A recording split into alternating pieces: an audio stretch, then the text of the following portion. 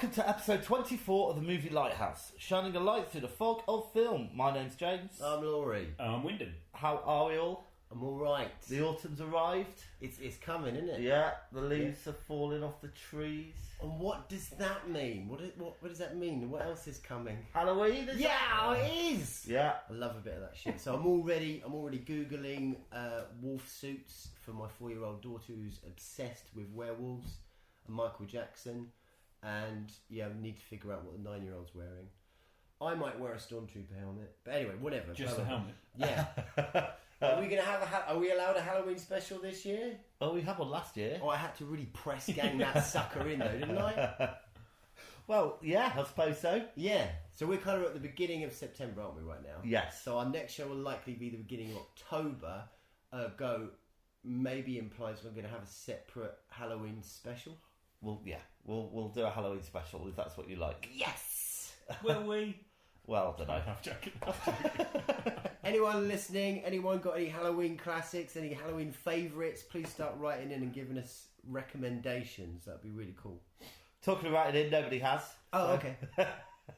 I think we're all over the written word now, aren't we? In general. Yeah, so well, are we? Any video, any voice recorded messages or anything like that? Nothing, I'm afraid. It's been a bit sparse, Well, but it has been the summer, which means that people go and do other stuff, don't they? I suppose They do go and do other stuff. I went and did other stuff. Did you do other a stuff? few things, yeah. Good. Yeah, when? I did go and do other stuff. So there we Oh, go. Nice and yeah. mysterious there. We all did stuff. All right, have we got any news?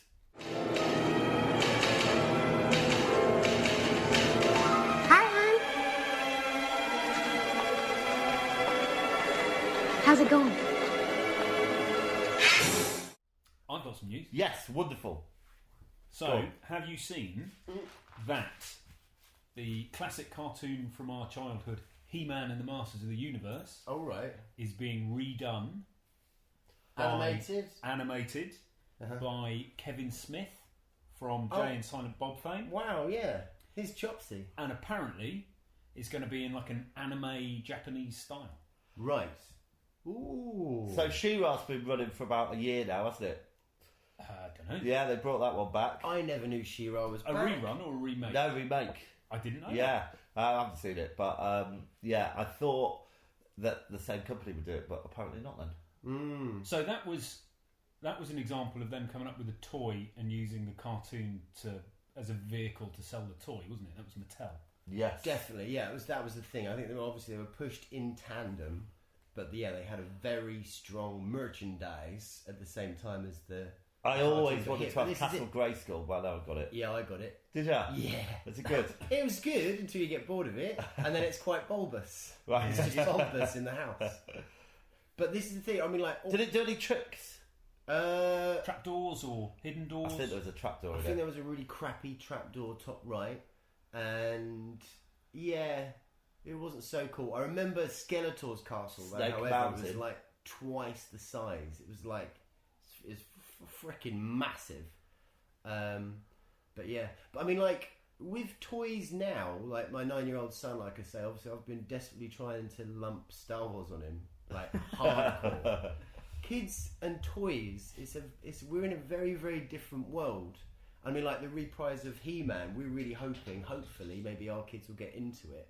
I don't know if they will. I don't know. Maybe they will. I don't know. We'll have to see. But it just seems like all these things that we loved, like Dark Crystal, which I'm sure we'll probably talk about in a minute. Such great artistry, original, great, cool stuff, and you'd think kids would just lap it up, but it doesn't. Well, anyway, in my experience, it doesn't seem Doesn't resonate that with them the way. same way. Yeah, kind of odd. It's much more this sort of YouTube channel. Yeah. Some guy's got a channel and just does random weird stuff. That seems to be the hit with kids, or the latest app, stuff like that. It's like, oh man, is Right. that the same? Is that storytelling? Because there was the you had Ram Man. Ram Man. Oh yes, in, you did. And they had that kind of second generation of toys where their chests spun round. Yes. You had two options, or the head spun round. Yeah. That was all good stuff. Whereas now, who needs that? I think I missed out on a lot of that. Did you? He-Man stuff. Yeah. But I will say it spares the bulbous objects around the house. All right, you've got any news? It's been quite a while since we've recorded, so there's tons. There was obviously Stranger Things has had the season 4 signed off. Obviously, that's no real surprise. But season 3, just a quick touch on that. You loved it, right? I did. Yeah, I thought it was really good. You've checked it, yeah? Yeah. It is good. But they call it Stranger Things. So first season comes out, and yeah, it is Stranger Things, tapping into all that retro. The soundtrack's amazing. The opening credits, profoundly beautiful, wonderful. And, you know, it was an original idea. And then number 2 kind of did the same thing. And then number 3, again, kind of I thought number 3 was very different. It was slightly different because they did that sort of invasion of the body snatchers kind of thing, didn't it? But they didn't really do much with it. But it was good. I did thoroughly enjoy it. But I'm just, I don't know. There was quite a lot of that comedic bickering in the face of imminent death. Yeah. Which, after a while... That got a bit grating, but it's nice to see Winona Ryder a bit happier for a change. She was a lot happier. She's like, I've had enough of this shit. I know exactly what's going on. Let's not bollock about. Yeah, she was really great. Hopper was really, really great. Again, the kid's really cool. I love the ice cream guy. Oh, I keep forgetting his name. But I adore him. So it is still a really, really, really great show, but it's too far gone now, but maybe from that first series, I don't know, it could have been even more than what it is. But anyway, well, it's a smash hit success. You've got season 4. They must be happy with that. Yeah. More news that I'm really excited about. Mark Gatiss is going to make us a Christmas ghost story.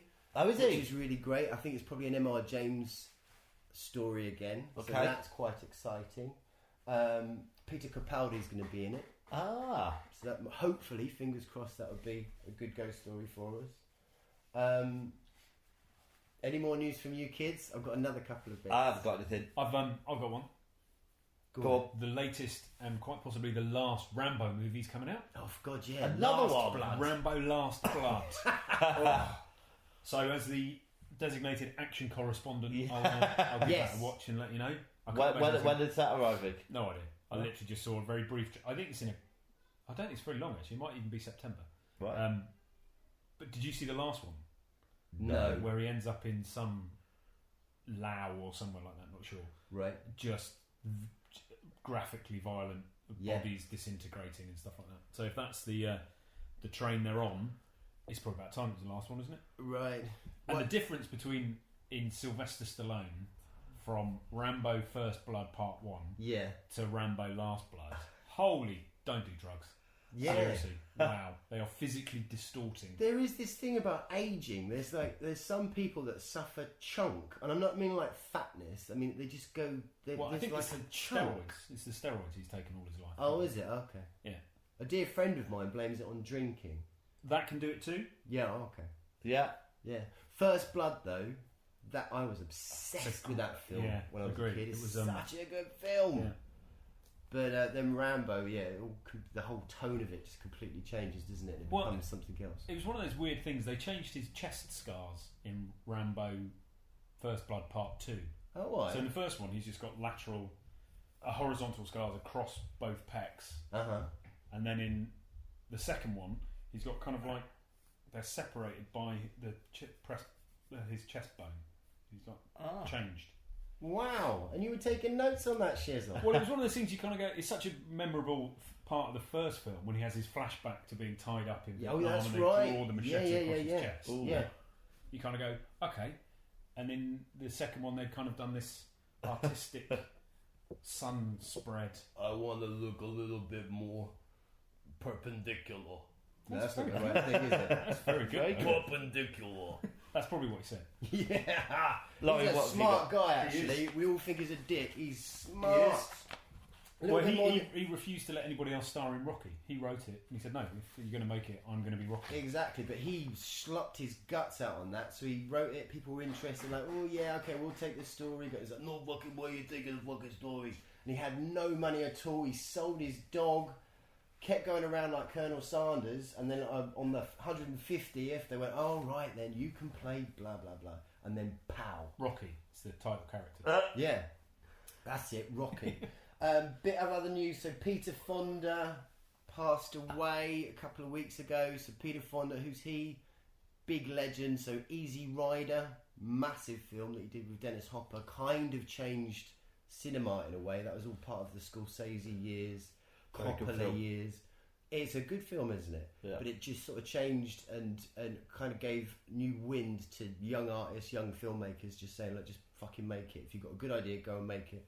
So yeah, Peter Fonda passed away. Terence Dicks passed away as well the other day. The Doctor So Who he was script editor for Doctor Who in John Pertwee years, so in the 70s, and wrote nearly all, or about 2/3 of all the Target novelisations of the book of the TV show. So in the 70s and 80s again, Target would release like 2 a month. Wow. Yeah, and he used to write all of them. He was I'm assuming they were quite formulaic. very formulaic. But he was like he helped to create what is modern Doctor Who, really. What we see, the evolution of the Time Lords, the Was it the introduction of the army and all that unit and all that? Yeah, all that kind of stuff. So he's gone. Pants. Keanu Reeves and Carrie-Anne Moss are coming back for another Matrix movie. Oh, crikey. You seen it? I have heard about this. Mike Wazowski brothers. Do we need another Matrix movie? Of course we don't. The first film happened, that was it done. Yeah. Great concept, great idea. Well, they said that the concept and the idea is just as relevant today, if not more so, than it was back then. Right. And they're on their downers. So, no, I don't know. I have no idea. I don't know. All right. Is that it, or we've got anything else? Oh, I think so. You guys haven't managed to see... Well, actually, no, we'll probably touch on that later. The new Tarantino film. No. Yeah, and again, as I say, it's been a while, but the Banana Splits came out with a horror movie, which is quite exciting. The Banana Have you not Splits? seen the Banana Splits horror movie? No. Yeah, the Banana Splits have got a horror movie. For the Banana Splits in the 70s? It's called That one? No, not that one. No. What one? Yeah, that one! What? Not the other blooming banana, not like the cream-based banana pudding. So there is a horror what they've just made It's one? called the Banana Splits movie, came out in July, and yeah. You know Funhouse by Tobe Hooper? Yeah. It's got a similar gig to that. So you go to watch the Banana Splits, and then you get fucked up. But anyway, check it out. That's that. What's it called? Banana Splits the movie. With that big furry dog. Yeah. And they drive around in those like beach buggy things. Yes. And it's a horror movie. Yes. Have you seen it? No. All right. Let's go in the beam.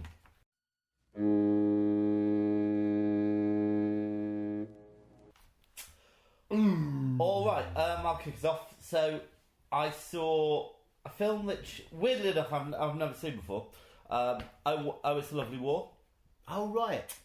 Richard Attenborough film. And I've seen the play, I've been in the play, and I've directed the play once. So I knew the play. Seen the play, directed the play. Did you write it? I didn't write it. Rewrote some of it. But it's a remarkable film. Filmed in Brighton. All on the pier, All on the pier, which is now long gone, unfortunately. Burnt down, isn't it? Yeah. But also cast, it had lots of famous people in it. Who's that really famous actor? That's From the National. Right. It's statues outside the National. Come on. Gary Wilmot? It had Wendy Allnut, Colin Farrell, Malcolm McPhee, John Ray, Colin Redgrave. That's a remake. Yeah, that's not the right one. Mm-hmm. I should have really written these things down. Laurence Olivier. Laurence Olivier. It was brilliant. Oh no, but it's just amazing and poignant and funny and inventive and clever. And the way they move between the surreal and the real, hardship, trenches and stuff like that is brilliant. So highly recommend that. Oh, What a Lovely War. Yeah, there we are. Windy Plops. So I, excuse me, I watched a Netflix original called Polar, which is based on a series of graphic novels around this character called the Black Kaiser, who is a hitman And the film focuses on the point where it's Mads Mikkelsen as the lead character. He's awesome. an international hitman. Yeah.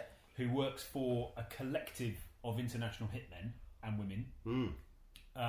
And the company has a policy where everybody retires at 50 and you're paid into this pension and there's these millions of pounds waiting for you when you retire, only it's not that easy to walk away from that kind of business. So you just put a cap in your ass.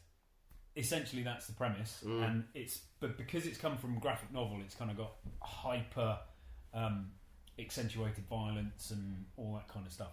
It's good. I thoroughly enjoyed it. Polar. So I never even heard of that either. And you've got Mads Mikkelsen in there and all sorts of stuff. Mads Mikkelsen, cool. Vanessa Hudgens, Catherine Winnock, Matt Lucas. Right. Great. Yeah, it's good. Well worth watching. Polar. Okay. So it has been a while, and I really genuinely have two. We'll just have one. There's two really awesome just do ones. one. Can I just talk about one and then just say the title of the other? Yeah, well then. Thanks. So out of these two, I'll plumb for 2017's You Were Never Really Here. Okay? So that's, you've got your Joaquin Phoenix. Alright? And he plays, effectively, he's kind of like a gun for hire, as it were, like a contract killer. Yeah. He's got a lot of ghosts in him, like sort of a disturbed past, and his contracting killering sort of specialises in lost children, stuff like that. And I think quite early on, like killing lost children? No, sorry. Revenge 4. Revenge 4, trying to find lost kids and, fucking up the people that have done it. And there's like a senator or something, and one of his kids is kidnapped. So he kind of takes on that job. And you're following Joaquin through this. But rather than really sort of the plot, as it were, it really focuses on him and his inner demons. And it's sort of... What makes it so great is just it's that real kind of cinema experience again, where a film can sort of start eating you up and it all gets a bit blurry. And so he's in these situations, as it were, just something quite innocent like taking a photo of these kids that need a photo taken of them or whatever, but then his mind will flash back to a memory that he had, and that will kind of sort of blur the lines again. Anyway, proper great performances, great soundtrack, great film. As I say, it consumes you. Proper good cinema. You were never really here. And just the last one as well, super amazing surprise, Sorry to Bother You. Have either of you seen that? Oh my God, Sorry to Bother You. Okay, well you can tell us all about that next time. Spectacular. Anyway. Alright, brilliant. Alright, On the Rocks. Love on the rocks. Ain't no surprise. I haven't got anything this month. Jesus. No. You haven't got anything this 1-2 months? No, I haven't been watching a lot of stuff really. Shit. I have. Okay, win. I always have. The atrocious, awful Aquaman. Oh, right. Oh, right. Holy crap, that is a pile. So why? Because it comes as no surprise, I don't think, to any of us that it's a sack of shit. But why is it a sack of shit? It just feels as if... So the only relative light in it is Jason Momoa. Uh-huh. But essentially the script is terrible. The editing feels like a film by committee. Right. And so nothing ever really sort of seems to follow the arc and a sensible story, and which was one of the problems with Suicide Squad, wasn't it? I think they've evidently come to it much later than Marvel did. Yeah. And they did. I don't think when you get to the end of Avengers, whatever the last one was, Infinity War, as you then go back through those films, you can see they had an idea of what they knew, the arc, right from Iron Man. Yeah. They knew where they wanted to go, and they knew how it all was going to fit in together. And I think DC have failed to do any of that. They've like just gone trying to figure out their tone. We need to do this. We need to do that. We need to do the other. And Aquaman just feels like whoever directed it had his film, and then the committee went, "Yeah, you're gonna have to recut that because we want to do a bit of this or we want to do a bit of that." So it just feels really disjointed. Doesn't flow. The dialogue is terrible. You have big leaps of character development that you go, where the fuck did that come from? Right. And it's just really bad, and even to the point where there's lots of CGI in it, and a lot of that is a bit like, oh my god, Bit poke. we know you can do better than that. Yeah. You just haven't got the money because your franchise isn't as successful, or whatever the reason is. But it's just terrible. Yeah. Absolutely terrible. Do they have gills? So it's not like Harry Potter, where Right, he eats yeah. the gillyweed and grows gills. So no, I don't. I think they just. It's just really. It's awful. I hated it. It was so bad. Even the bit where they're underwater and they're kind of swimming away, and then they kind of stop to go horizontal, to go vertical, and it just looks really poo. Right. It's like, have you seen the? Oh Christ! The new Amazon series with Legolas, the elf. Oh right, okay, Orlando yeah. Bloom and Cara Tales of Delevingne, Mystery, whatever it is. Well, yeah. There are loads of fae in that, and Yeah. they kind of constantly have to take off. And you can just tell it's like somebody with a winch, and the actors are there going, wait a minute, it's a bit like that. It's rubbish. Oh, Lord. Okay, there you are. Don't Aquaman, watch it. avoid it. Okay, Laurie. Me, I was toying actually for a while to put this on the rocks, but I probably won't. But just say about like Tom York's anime thing. It's actually really great, so I won't do that. Slaughterhouse Rules, however, turns out is firmly on the rocks. Bit shit. So you've got your Simon Pegg's in there, Nick Frost is in there, Right. Michael Sheen is in there. Yeah. Some young new actors. One of them. Oh, Finn Cole is in there from Peaky Blinders. That's it. What's yeah. it about? So basically, it's like this privileged school. Some sort of shit kicker dude manages to academically get the chops to be allowed to go in there. So for his mum, this is a big deal. So anyway, he goes there, and it's like a boarding school, and all posh stuff and weirdos. And Slaughterhouse, as it's called, Michael Sheen is the principal, and they've got principals. So you're kind of following this kind of school story. Ah. But then just in the woods, there's fracking going on, which is a topic that obviously Jim sounds Jarmusch awful. tried, but they're doing it as well. Turns out fracking's probably not the best area to go, because seems like you get shit stories from it. But anyway, the film takes forever to get to this point that there's something that the fracking is actually, there's like a cavern, and then all these demons inside the cavern come out and start killing everyone in the slaughterhouse. What makes it bad though is, okay, alright, if it's a Sunday and you're genuinely not doing any, actually no, not even that, it's just not worth it. It's just the editing's rubbish, the jokes are constantly repeating, Simon Pegg saying the same joke again and again and again and again. Was it funny the first time? No. Borderline. But yeah, it's just the editing doesn't feel right, it's just, it's all kind of wonky, wrong. It's all, no, I was going to say it's alright. It's not alright, it's a bit shit. It's on the rocks. Yeah, it's on the rock. All right. So let's move on to our feature, which is 2008. Okay. So we said 2008. So you could almost say this category is about when you're just about to propose to someone and shit goes wrong. What? Because they both these films are that, aren't they? Anyway, yes, 2008. That was. I think he's going for the year first. Yeah. Right, let me give you a bit of information about 2008. Right, so in the news, there was a financial crash. Karen Matthews, the mother of the kidnapped 9-year-old girl, Shannon Matthews, was arrested for organising her daughter's kidnap. That was fucked up. Boris Johnson became mayor of London. Yeah. Yeah, look how that turned out. Popular culture, not much apparently. Wasn't anything there. TV, Granger was axed. Carol Vorderman quit Countdown, and Trevor McDonald quit News at 10.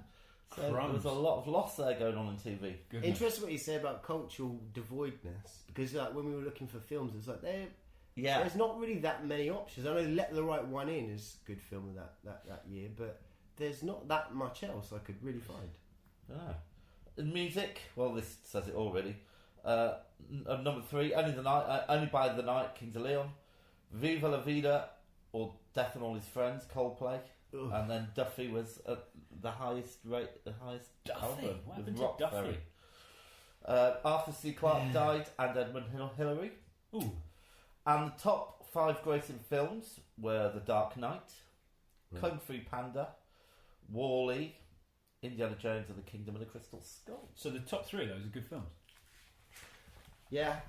I keep desperately trying to get down on Nolan with his Batman stuff. Love the first one and second one. Well, Dark Knight was one of the films that we didn't choose, but I thought that I really enjoyed the first Dark Knight before it all got too serious, really. Yeah, and I've been thinking about this. I think it was Dark Knight Rising. It was on the Teddy box the other day, and I was down on that as well because it's almost like he was embarrassed that he's making like a superhero film. That is something you can get caught away with that and go, "Oh, I'm taking it too seriously." But actually, they are good films, aren't they? They are good films. They are good films. Yeah, I think they were made well. And Cloverfield was the other film, which I went to see at the cinema, which I quite liked as well. Yeah, that was a good film. Yeah. And that franchise has continued in the weirdest way. See, yeah, in a refreshing way, though. Yeah, they haven't been completely linear with theirs, have they? Exactly, They've gone, we've got this. In one film, we've made this amazing opportunity for lots of different approaches. Yeah. Let's explore them all. Yeah. Yeah, it's good. Which is refreshing and cool. Yeah. Yeah. All right, so let's have a look at our first film, The Strangers. Okay. Okay, so let's have a clip.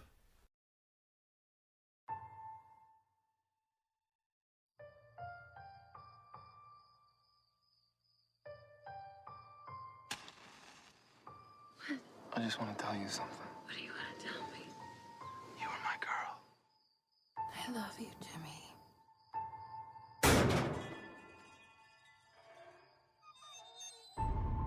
What is that?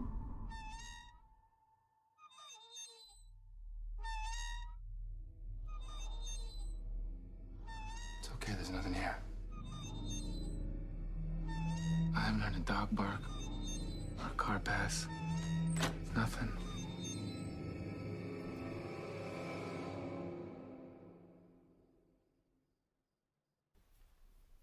Alright, so it was released in 2008, directed by Brian Bettino, screenplay by Brian Bettino, original title was called The Faces, music was Tom and Andy.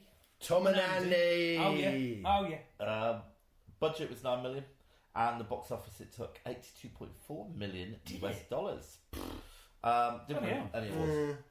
Alright, so Laurie, and just some of the actors. Liv Tyler was Kristen, Scott Speedman as James. Speedman? Yes. That's not a real name, is it? And that'll do, really. And Laurie, do you want to give us a bit of a synopsis?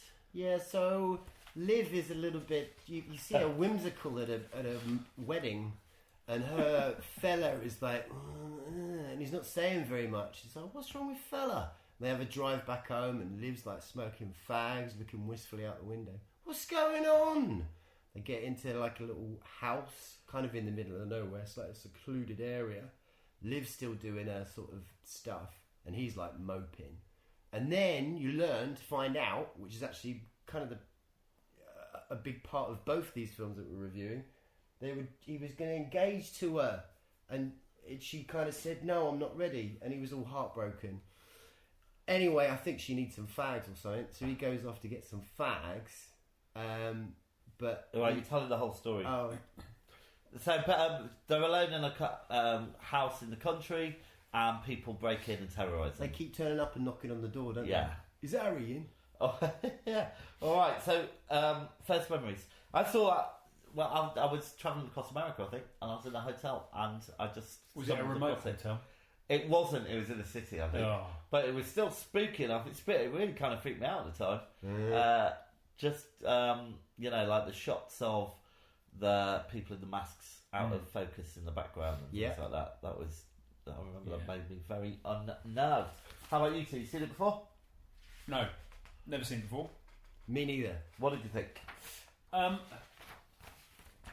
It's one of those films that when at the very beginning when it said this film is based on true events, Yeah, that was. and then it says that nobody knows what happened.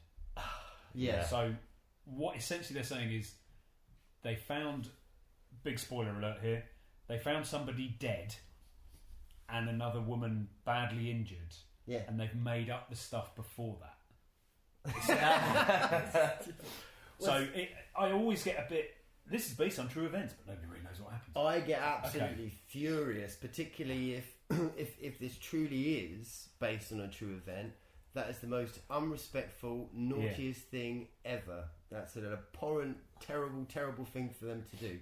But you're right, it does open up with basically that they're dead and something's happened. So the moment I saw that saying this is based on true, I was like, oh, for fuck's sake, here we go then. But didn't they do the same with the Texas Chainsaw Massacre?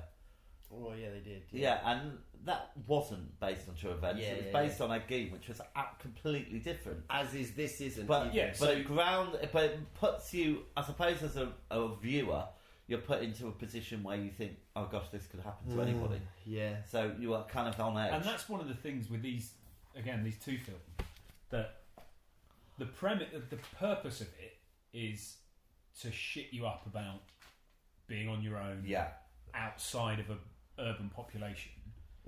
And I think with American films set in America, there is a genuine, certainly from a British standpoint looking in, you genuinely think, well, that could definitely happen. Not only could it definitely happen, it almost certainly will happen. Yeah. So don't go to remote places in America. Yeah. The director, on speaking to the director though, he did admit, so it's not really based on true events. He was just very much inspired by the Catherine Tate Manson murders, and there's another couple of similar sort of sect, or like these weirdos basically, murders that he was inspired by. So he said you could say that Silence of the Lambs was inspired by true events. Exactly, but you don't get this big thing right at the beginning based on true. It's that I think it was wrong. Disrespectful. It automatically makes you think this is a marketing ploy. Yeah. I did like the fact it started with a lot of mystery. You're wondering what happened, why they're, what's wrong with their relationship. And you get so engrossed in that that by the time there's a knock at the door, it's a bit of a shock. Yeah. It's like, oh fuck, I forgot something else going on. In a current atmosphere where exposition is rife in almost all films, they don't give you any of that. It's good. Thank you. Yeah. So it does open up quite well. And like you say about the creepy stuff, I think the way they do, where she's had a smoke, he's gone, she's worried about him coming back, and then suddenly that sack face steps out of just in around the back. Yeah.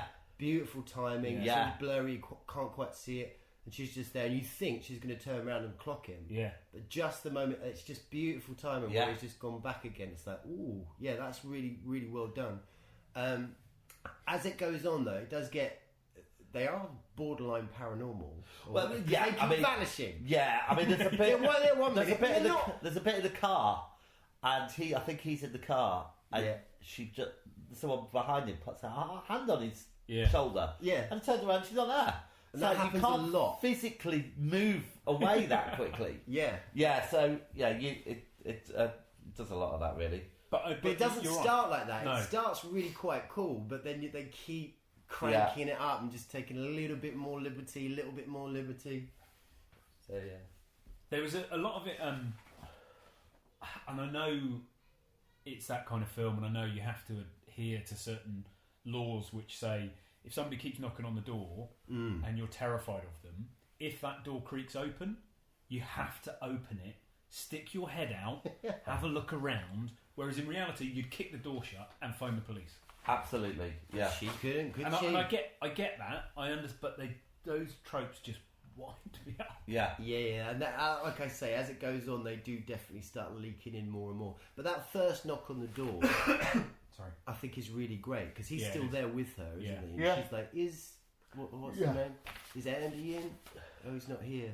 And her face is completely in shadow. Yeah, because she's taken the bulb out, hasn't she? I think. And then her response again is just a little bit weird. Is Andy in? No, we just said he's not here, kind of thing.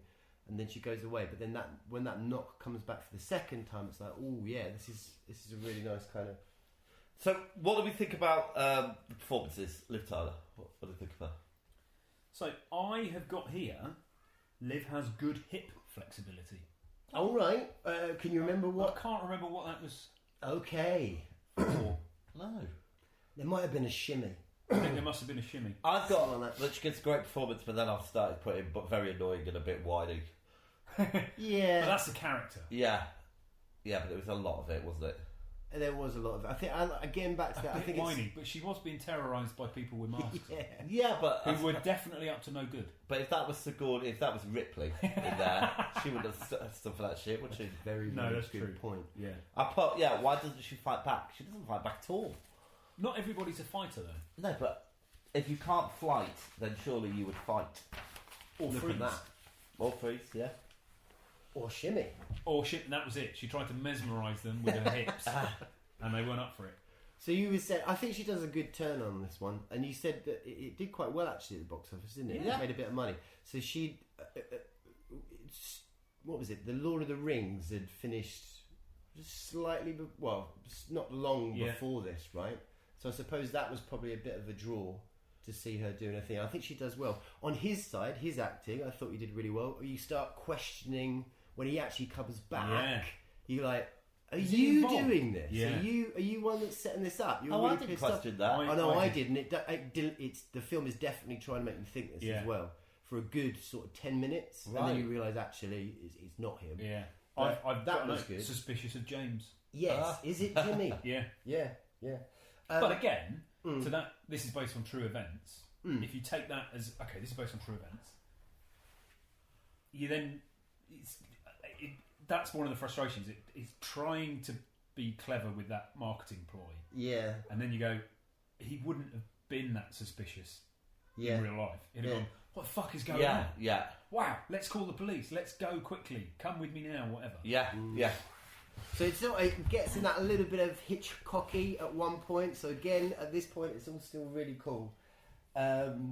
However, when a car has got punctured tyres and the tyres are let down, is that it? You can't drive it? Yeah, no, it's completely. In mobile. films, you can't drive it. Apparently. Oh, that's it.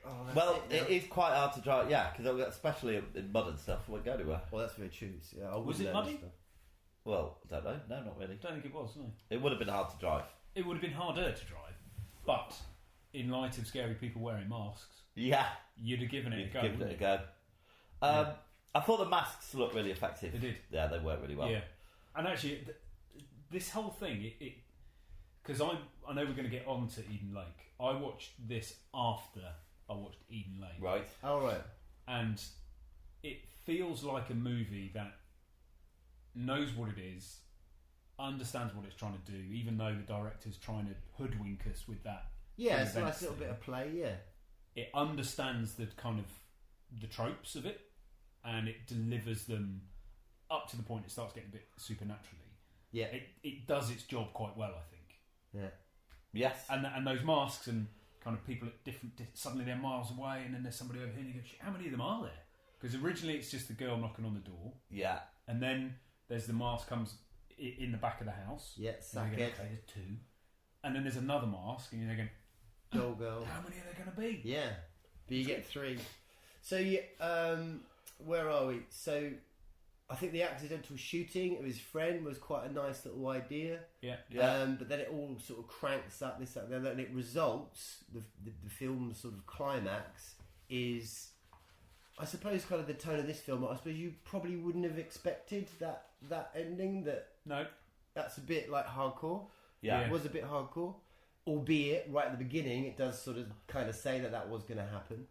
And then the 2 little kids turning up with their Bible bashy Yeah. leaflets, their sort of crossing of paths, as it were, with the murderers was kind of nice. And they said, I think the murderers, as they're driving away, it's going to be easier next time, Yeah. or we're going Yes. to do it Yeah, better yeah, next yeah. time, implying it's the first time that they've done Yes. this.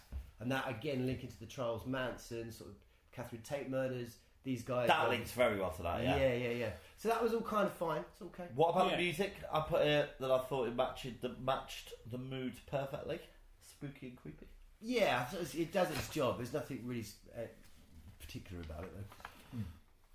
Right, But I well... think that premise that when they've done all the terrorising, the mate's been accidentally shot, they're tied and bound, they've tried to escape 2 or 3 times, communications have been severed, all that kind of stuff, and then they're tied to the chair, and then she says, the thugs take their masks off. Oh, right, yeah. And at that point, we all know if you see their faces, you're Yes, fucked. yeah.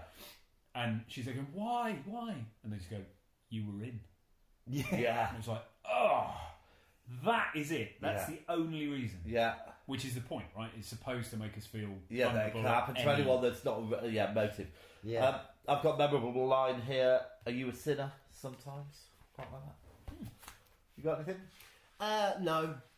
Right, well, should we score it then? Let's do that. Let's do that. All right. So, Ooh. yeah. Sorry, just one other thing. I've got a note here that they changed her clothes when they tied Liv Tyler up. Did you either of you get that? Oh, I didn't notice that. And I can't remember what I watched this a couple of weeks ago, so I can't remember what she was wearing before. But in my head, it. Yes, no, you're right, because they come back from the wedding and she's dressed up in like a nice, pretty dress, as it were, and then she goes down to her skivvies, jeans and shirt. And they put her back in the and dress. then they put her back in the dress. Is that because of they've seen the ring, or is that suggesting something more? I don't know. Well, it definitely plays up to the scene where they're both covered in blood dying, and she says, "Yes, I will marry you," and he's like, "Fuck's sake." And then just one other thing. Yeah. Why weren't the kids riding their bikes? There's Gaps between the houses. a hot day and they're suffering. And They they're look wearing like their a little- cruel saddle. And even that young. Yeah. They understand. All right, let's score it. So, performances. 8. Wyndham. 5. 7. Effects, win. Effect 6. There's a lot of effectiveness in it, so I'll go for 6. 4. Plot, Laurie. Actually, them saying based on a true story is in such fucking bad taste. 5. 5 for me. 6. Rewatch factor. 3. 0. 4. Direction. 6. They make you second guess things. Let's say 6. I've given it an 8. Cinematography, Laurie. 6. 8. 6. Sound and music. 8. 6. Yeah, 6 again. Originality. 5. 5. 8. Enjoyability, Laurie. It's okay. It definitely slumps in the third act. 6. 9. 4. And life-changing, past or present, win. 0. What did I learn? Keep my battery on my phone charged. What you learn is, Yeah. if you're going to stay anywhere remote, pick a bungalow. Because if it's a big creepy house, Yeah. as always, you're going to get murdered. Yeah. Right. That's a 1. No, that's 3 points then. And that's a 1 for me. Right, so I got 62. 62. I gave it 44. 44. Jesus. 54. 54. Jeez. Hold on. I need to write. Which gives us a rating Yeah. of 53.3. 53.3. Alright, so let's see where that puts it. 53.3. Puts it pretty low down, really. It puts it below Dawn of the Dead, but above The Puppet Master. Number 13 in the rating. Puppet So Master's if they better. hadn't said Yeah. this is based on a true story, let's forget that. Yeah. As just a film on its own, Yeah. I'm alright with it. Yeah. It's not as good as Puppet Master, though. Damn it! Right, well, there we go. That's wrong. Right, should we move on then? Let's do that. So, the next film is Eden Lake, that happy little Oh, horror. that cheeky little number. So, let's have a clip. So Kat's boyfriend is taking her to Paris for the weekend, and my boyfriend's taking me to a disused quarry. At your first opportunity, turn around.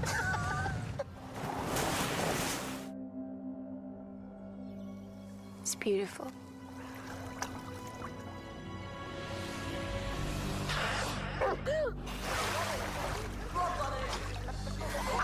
Why don't we just find another spot? I'm not going to be bullied away by a bunch of 12-year-olds.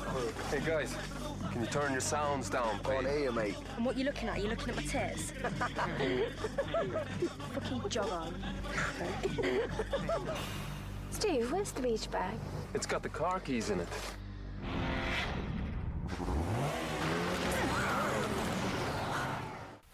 Alright, so, let me give you some information about the film. It was released in 2008, directed by James Watkins, written by James Watkins, music by David Julian. Box office was $3.9 million. I couldn't find anything about the budget. And it had Kelly Riley as Jenny Greengrass, Michael Fassbender, Steve Taylor, Jack O'Connell as Brett, James Gandhi as Adam. And that'll do. It's got Thomas Turgoose. Yeah. Yeah. That's Cooper. Turgoose. Alright. Laurie, give us a synopsis. Alright, okay. So, couple of middle class. Giggly. Should we go away for a weekend? Yes, I'd love to. It's a surprise. And he's gonna propose to her. So this is what I'm saying. This It was like watching the English version of The Strangers. It was really weird. Is this category 2008? I don't think so. It's like, don't propose. Yeah. Don't propose category. So anyway, he's going to propose to her, and he decides to do a little bit something. You know, we're not going to go to Venice. We're not going to go to Ben Bon Brothers. We're going to go to like a building development, a quarry. But before the building takes place, it's actually a beautiful area. So I want to take you there, baby. Be slightly different. So they're driving in their car, listening to the music, giggling, and they go into a town. And already, once you go into this town, you can slightly feel a class issue. Well, this is the way the film chooses to frame it. It's as a class issue where, you know, obviously they're slightly more ruffians, a little bit more crass, as it were, but that's fine. They overlook that. And as they're making their way to this beautiful, idyllic destination, they have a few run-ins, as it were, and I think the B&B that they stay over the night, they get a feel of the local clientele. Anyway, once they do finally arrive, they're having a lovely moment, and then some young ruffians. Right, so once again, they're being terrorised by a group of kids, basically. Yeah, but it slowly sort of builds up. I suppose they're not deliberately being picked on, but it's like quite a good thing about this film. There's sort of some natural kind of events that slowly start culminating, or whatever the word is. Yeah. So when did you see it for the first time? When we watched it for this. Okay. Oh, great. I saw it a few years ago. I can't remember when, but yeah, I've seen it before. Laurie? It was probably when Love Film was all the rage, 2008. Yeah, I think it was Love Film era, wasn't it? Yeah. Yeah. Yeah, watched it and ho. Right, so first thoughts. Did we like it? No. No? No. Like is a wrong word for it, really. It's a horrible film, is it? It's a horrible film. It's a horrible film. Did I like it? Did it make my arse go up to my ear rolls? Yes, it did. Did I like it? Did I think it was a good film? Yes, I did. Very, very much so. I thought, crikey. Wow. I wasn't sure what it was trying to do. I wasn't sure what it was, you know... Have a stab. What do you think it was trying to do? So I think, if you look at that, it felt like it was almost demonising... You were talking about the class system in the UK is obviously a massive fucking thing still. Yeah. To me, its sole purpose was to demonise those who would be considered maybe the lower social class. Yeah, and that's all it is designed to do, and generate fear of other. Yeah, I don't think it's... escalation of fucking violence in this is... I'm not saying it's impossible, but it just felt a mechanism to kind of go, if you're well educated, middle to upper middle class, don't go anywhere where there are people and ruffians and who like Burberry, because you'll get murdered. Yeah, it absolutely does. And I thought it was very implausible, really, how it escalated so quickly. But this is the interesting thing about this. So, like I say, you said first time you saw it, and I saw it, and I thought it was really, really good film. You know, horror, awful, scary as hell. So you know, like those horrible kind of horror films, which I don't really actually would say are horror, like Wolf Creek. You know, that kind of sort of real shit. This is kind of in that genre, and just not a nice experience. But I really loved it, and my wife at the time, back in 2008... She's still your wife now, just to be clear. Oh yeah, that's true. My present wife still likes it. Anyway, so yeah, she was really affected by it and hated it, and she's very scaredy catty. She doesn't like to go out in town at night or whatever. She's like a group of kids or whatever. She gets very nervous. And this film, that's it. On the second viewing, and if you do start actually thinking about it, it's like, whoa, this is full of bigotry. This is proper Daily Mail, paranoia kind of crap. However, is that something interesting to tap into? Well, it kind of is in a way. They're playing with that. Not necessarily playing. It's very blatant. And it's scary as hell. It is a nightmare. It is scary, that Daily Mail nightmare. Yeah, but I don't think it's interesting. It doesn't do it in an interesting way. I think they do it very... It's very well put together. But if you look at the resolution at the end, it's like... There's no... It is from a Daily Mail perspective, so they don't see the need to offer a counterpoint. Yeah, like you say, like the end though. So even they break away from the kids, so she goes to like suburbia. And then it's like, no, it's the whole class. Yeah, everyone. You're screwed. Yeah. So from the fundamentals of what it was trying to do, I agree with you completely that because it is based in reality and there's no supernatural boogeyman. Yeah.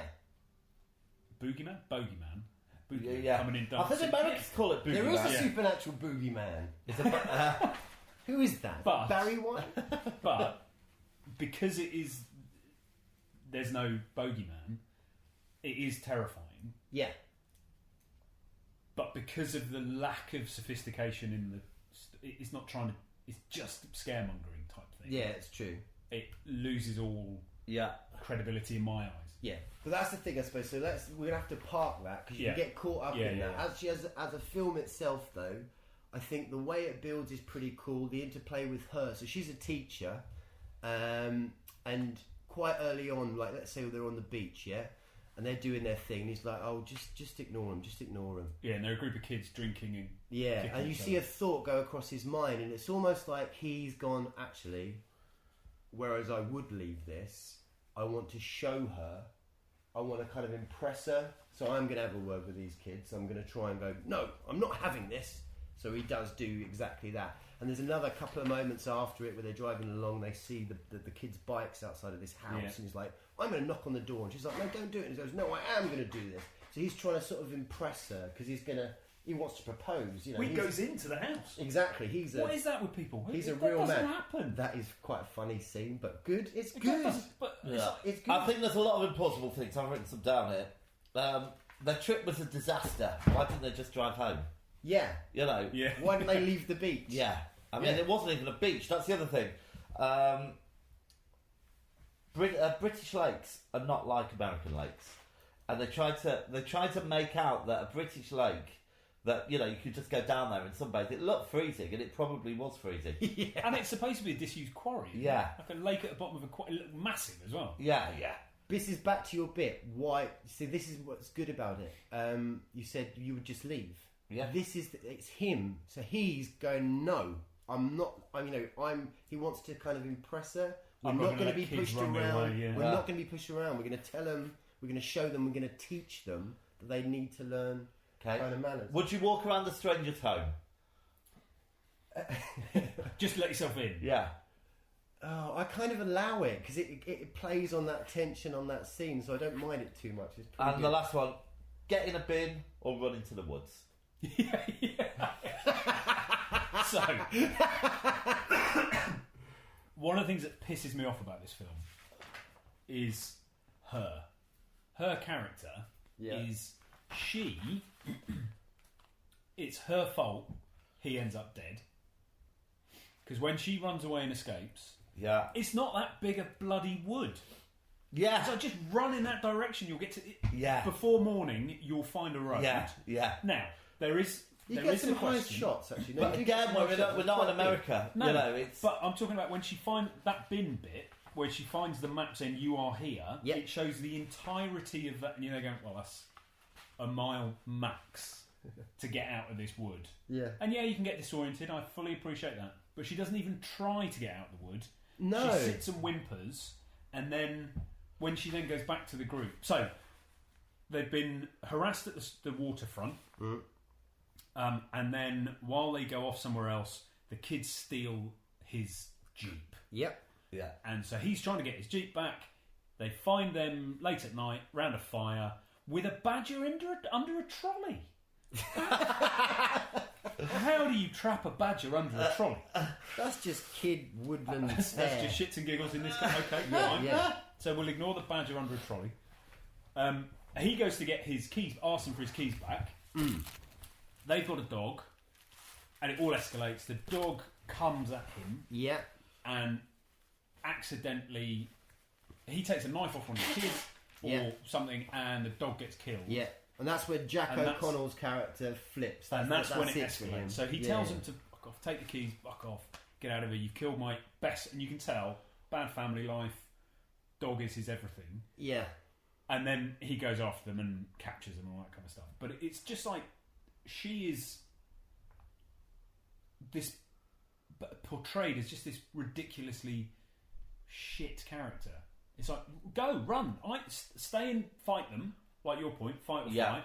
Stay and do something. Yeah. Or go away and do something. Yeah. But stay and do nothing seems... You've just seen him bound up in barbed wire. This isn't going to end well. Go and do something. Yeah. And her character isn't written to be... I think the effect with the barbed wire was very good. Yeah, and also the cut in scene. his tongue was... What a scene, yeah, just like cutting around in his mouth. I mean, there's some scenes that, like I say, that really pull your arsehole to... Yeah. Your hairdo. Yeah, that's the second time you said that. The quality of the acting, I think, is really good.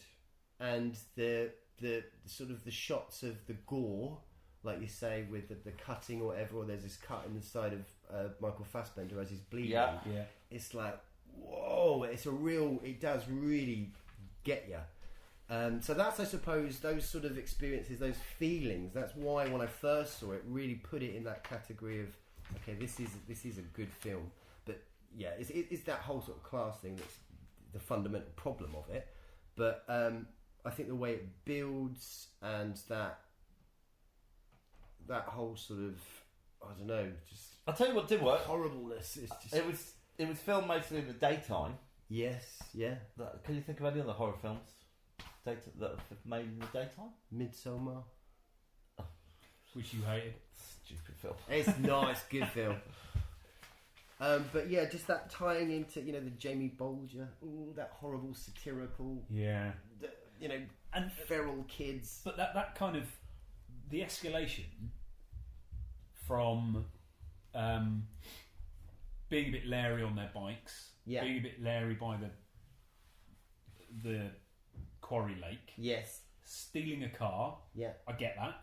That's what, chavs in inverted commas, which is what this is. Yeah, let's get out the car. Fear of children, though. Fear of children. That's okay. Round a campfire with a dog, slightly aggressive dog, you're going to be okay. Yeah, I get that. Yeah. And then to binding in barbed wire, cutting his tongue, stabbing his side, killing him, and then necklacing the little kid with the jam jar. Yeah. Putting a tie around his head, filling it with petrol and setting fire to it. That's a fucking steep escalation of violence. Yeah. And genuinely terrifying. Don't get me wrong. Yeah. But it just in a. But I thought I was caught away with it because the adrenaline of him. I don't know. I can see it go. But it is.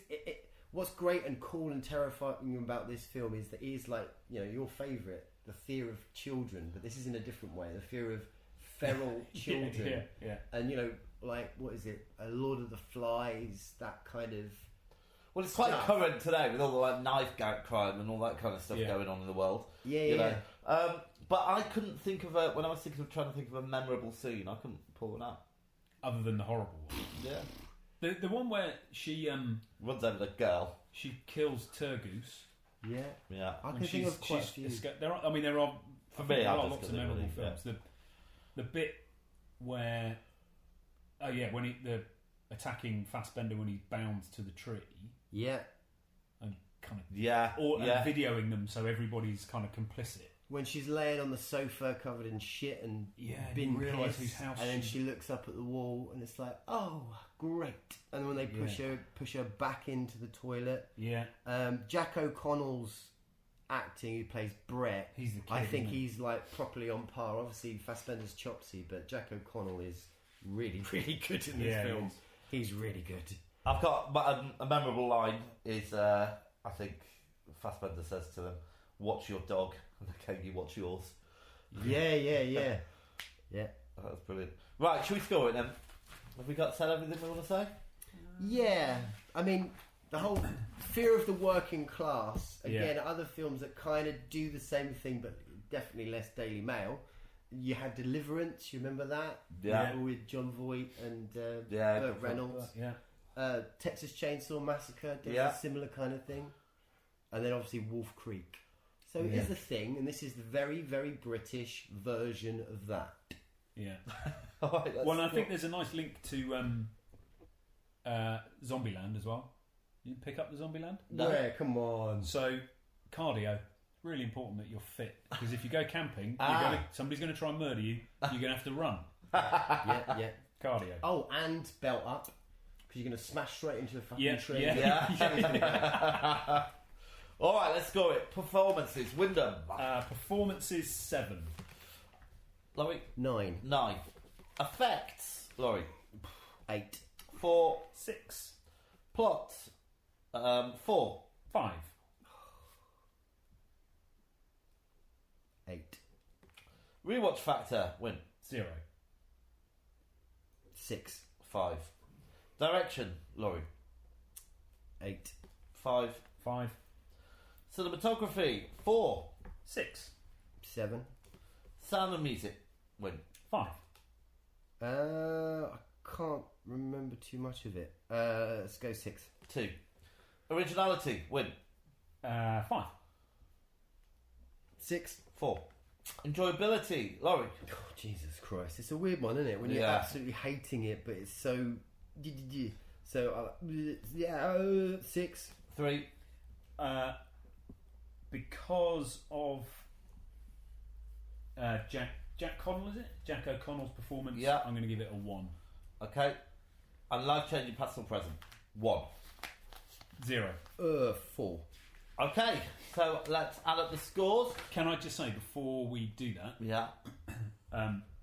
I was gonna propose I put this on the rocks. I know we're not allowed to put our choices on the rock. I tried it with Critters and you wouldn't let me. Yeah. But I just really didn't because like of my last thing on this was what's the point?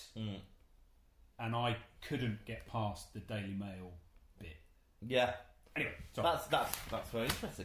Right. But when that's what I'm saying though. When you do that, and like Wolf Creek's doing the same thing. Deliverance is doing something equally as rude and naughty and offensive. And you just, if you get caught up on that, it's kind of dead in the water. But as a film and how it feel, how you can feel, and if you go with that fear, as I say, the fear of children stuff, the feral stuff.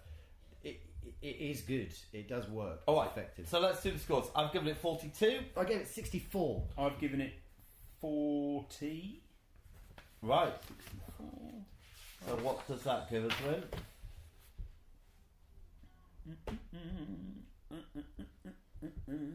48.6. What? 48.6, which just puts it above Blood on Satan's Claw, but below The Puppet Master. So 2 quite low scoring films this week. Blood on Satan's Claw is that low? Yeah. Yeah, I think... Bloody hell! Yeah. You guys need to pull your socks up. Is that right? So I think we need to choose some better films for next month. Let's yeah. Come on. Right, whose pick is it? Is it mine? Is it Laurie's? I think it's... I don't know. I feel like I haven't picked in a very long time, but I picked your... Yeah, it's my pick. It's your pick, because you picked Golden Ticket. Yeah. Bad choice. Right, I'm going to pick them. You'll be fine. You're great at this. No, I said bad luck to you, not to me. Right, okay, no. Yeah. Right, let's have a look. Rummage away. You should be will. au fait with your own ball bag. I love it when you closed your eyes then. I know. Oh. 86. 86. I didn't even know they went that high. 86. It's another year. Oh. It is 1988.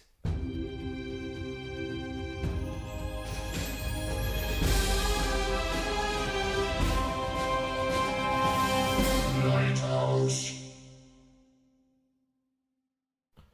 Alright, so I chose 1988. What have you got for me, guys? What could it be? You go first, Winnie Bum. Yeah? Okay. I'm going to go for Beetlejuice. Aha! The Beetle guys. Okay, damn it, I've actually got 3 now.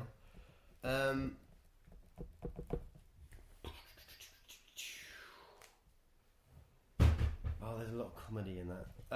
But you've just done a comedy, so I'll weigh it up. The Last Temptation of Christ, Martin Scorsese. Right. And what? So I seem to be on a bit of a comedy bend here. Return of the Living Dead 2. Oh. Ooh. Okay, so for me it's either a choice of Dead Ringers or They Live. So I did Last Temptation of Christ, that's quite meaty. They Live. So John Carpenter's film, there's loads of great comedy in it, but it's also a very underrated John Carpenter film, They Live. Alright, okay. I am going to go for Return of the Living Dead 2 and They Live. Oh! Because I don't think I've seen Return of the Living Dead 2. I think I have. I really like Return of the Living Dead. That's fine, and They Live. So there we go, that's it, guys. Cool. I'll see you next month. You will. And you can prepare all your Halloween treats. Oh yeah. So I mean, you can fill us in next month about what our Halloween special is all going to be about. Okay, all right then. I'll be quiet. Great. All right. See you later. Bye. Cheers. Bye.